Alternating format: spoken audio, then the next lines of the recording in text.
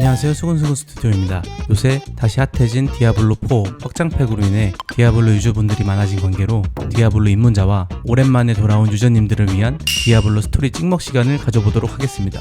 흥미 위주로 정리한 내용이라 정확한 스토리와 해석을 보고 싶으신 분들은 저희 찍먹 콘텐츠를 보시고 더욱 자세하게 스토리를 다룬 다른 유튜버 채널의 콘텐츠를 찾아보시면 될 것 같습니다.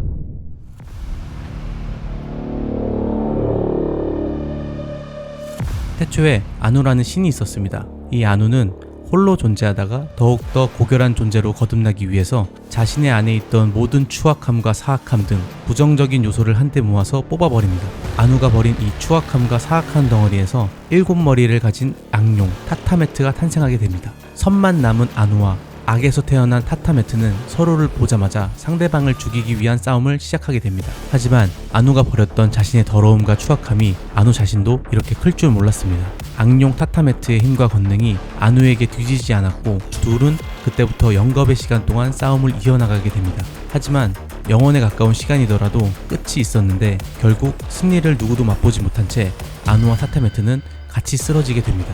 타타메트의 부패한 시체는 그 자체로 지옥이 되어 불타는 지옥이라는 이름으로 불리게 되었고, 죽은 후에도 꼿꼿하게 서있던 아누의 척추는 천상계를 지탱하는 드높은 천상이 되었습니다. 그리고 이들의 시체 위에서 또 다른 존재들이 탄생하게 되는데, 이 타타메트의 7머리는 지옥의 7대 악마가 되어 탄생하였고, 증오의 군주 메피스토, 파괴의 군주 바알, 공포의 군주 디아블로, 죄악의 군주 아주모단, 거짓의 군주 벨리알, 고통의 군주 두리엘, 고뇌의 여제 안다리엘이었습니다. 아누의 드높은 천상에서는 아누의 5가지 미덕에서 5 대천사가 탄생하게 되는데, 용기의 대천사 임페리우스, 정의의 대천사 티리엘, 희망의 대천사 아우리엘, 운명의 대천사 이테리엘, 지혜의 대천사 말티엘이 탄생합니다. 아누와 타타메트가 싸우던 자리에는 판데모니움이라는 구조물이 생겼고, 이 중심부에는 엄청난 힘이 담긴 디아블로 세계관에서 가장 중요한 세계석이라는 것이 자리 잡게 되었습니다. 바로 이 세계석을 차지하기 위해 드높은 천상의 천사들과 불타는 지옥의 악마들은 다시 끝없는 전쟁을 벌이게 됩니다.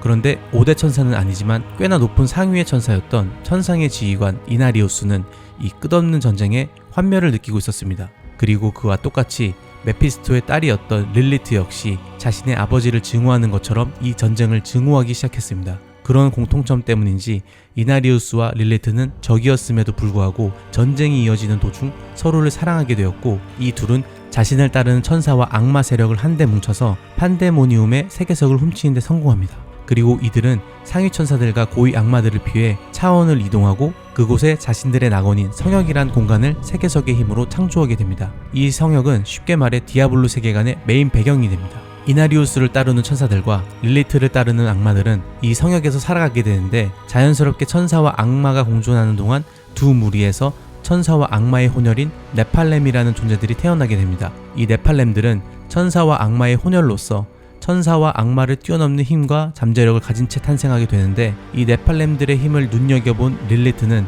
네팔렘들의 힘을 이용해서 천상이든 지옥이든 모두 쓸어버리고 정복해야 한다는 생각을 하게 됩니다. 릴리트는 자신에게 반대 의견을 내는 성역의 천사와 악마들을 모조리 학살하고, 이를 본 릴리트의 남편 이나리우스는 릴리트를 봉인하고 세계석을 이용해서 네팔렘들의 힘과 잠재력을 세대가 지날수록 점점 약해지게 만듭니다. 네팔렘은 그렇게 많은 시간이 지나면서 힘과 잠재력을 거의 잃고 인간이 됩니다. 수천 년이 지나고 인간들은 성역에서 번성해서 살아가게 되는데, 마법이란 힘을 연구하는 어느 집단에서 우연히 불타는 지옥의 악마를 소환하는 마법을 개발하게 됩니다. 이 일로 불탄의 지옥의 악마들은 성역이라는 새로운 차원의 공간을 알게 되고, 성역에서 자신들의 영향력을 키우고자 지옥의 3대 대악마 메피스토, 바알, 디아블로는 삼위일체단이라는 종교를 만들어 성역을 지배하고자 합니다. 이나리우스는 이런 지옥의 마술을 견제하고자 빛의 대성당이라는 종교를 만들어 이들에 대항하게 됩니다. 이때 늦었지만 드높은 천상에서도 성역의 존재를 알게 되고 성역으로 대규모의 군대를 보내게 됩니다.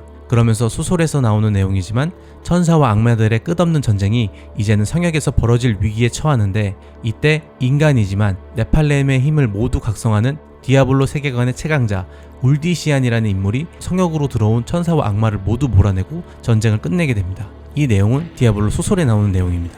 관심 있으신 분들은 한번 소설을 읽어보시면 될 것 같고, 아무튼 어찌어찌 전쟁이 끝나고 양측의 대악마들과 대천사들은 협상을 통해 성역에 간섭하지 않기로 휴전을 맺게 됩니다. 이때 이나리우스는 세계석을 훔친 죄로 메피스토가 자신의 영역으로 데려가서 고문을 받게 됩니다. 이 사건 이후로 작은 사건들이 이어지고 시간은 쭉쭉 이어지게 됩니다. 그러면서 이제 본격적인 디아블로 게임의 스토리가 시작되게 되는데, 먼저 부연 설명을 좀 더 해드리자면은 지옥의 7대 악마는 평등한 관계가 아닙니다. 상위 3대 악마가 하위 4대 악마를 지배하는 형식인데, 증오의 군주 메피스토, 파괴의 군주 바알, 공포의 군주 디아블로는 7대 악마 중에서도 가장 강력하고 지옥에서 영향력이 가장 강한 악마로 분류됩니다. 이 아래 악마로 아즈모단, 벨리알, 두리엘, 안다리엘은 이 세 악마에게 불만을 뿜어 반란을 일으켜 이들을 성역으로 쫓아내버립니다. 성역으로 오게 된 이 3대 악마는 성역을 완전히 난장판으로 만들어버렸고, 정의의 대천사 티리엘은 이 3대 악마를 봉인하기 위해 인간 마법사 비밀 조직인 호라드림을 창설해서 이 3대 악마와 치열한 싸움을 벌입니다. 그리고 결국 이 3대 악마를 영혼석이라는 보석에 봉인하게 되는데, 메피스토를 가둔 영혼석은 자카룸의 쿠라스트 대사원 깊숙이 봉인되었고, 이 쿠라스트 지역이 바로 디아블로2 액트 3의 배경입니다. 바알을 가둔 영혼석은 액트 2 탈라샤와 함께 액트 2 마지막 웨이 포인트인 탈라샤의 무덤 속에 갇히게 되고, 디아블로를 가둔 영혼석은 성역의 칸두라스에 있는 코라드림 수도원에 봉인되게 됩니다. 3대 악마가 성역에서 봉인이 되고 또 시간이 많이 흐르게 됩니다. 이 악마들에 대한 존재는 인간들 사이에서 완전히 잊혀지게 되는데, 여기까지가 디아블로 1편 이전의 스토리들입니다. 다음 시간에는 디아블로 1편부터 스토리 찍먹 시간을 가져보도록 하겠습니다.